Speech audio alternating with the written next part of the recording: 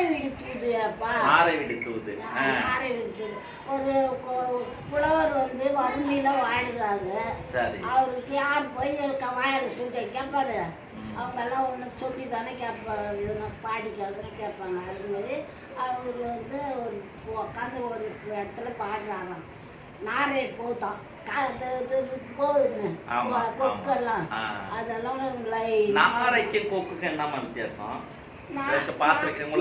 சின்னதா இருக்கும், கொக்கு பெருசா நீட்டா கால் வச்சுன்னு இருக்கும்.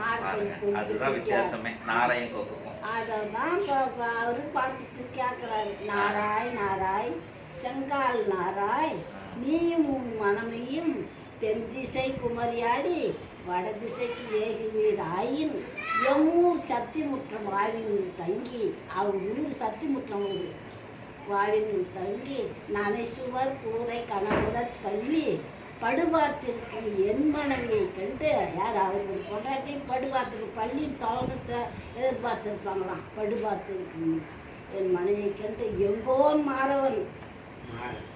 யார் எங்கோன் மாறவனாக்கா நீதி தவறாத ராஜா.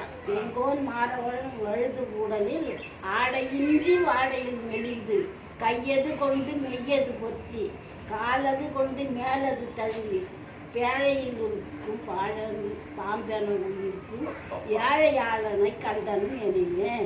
இன்னும் போய் சொல்லு இன்னைக்கு சொல்லி பாடுறாங்க. இது எந்த வயசுல நீங்க படிச்சீங்கம்மா? ஆனா இது உங்களுக்கு அந்த அர்த்தம் ரொம்ப பிடிச்சிருச்சா உங்களுக்கு? அர்த்தம் தான் இது இந்த கையது கொண்டு மையது பொத்தி, காலது கொண்டு மேலது தழுவி, பேழையில் இருக்கும் பாம்பை போல நனைந்த சுவர், இதெல்லாமே. இது எங்க நீங்க விழுப்புரத்துல படிச்சீங்களா இந்த பாட்டை?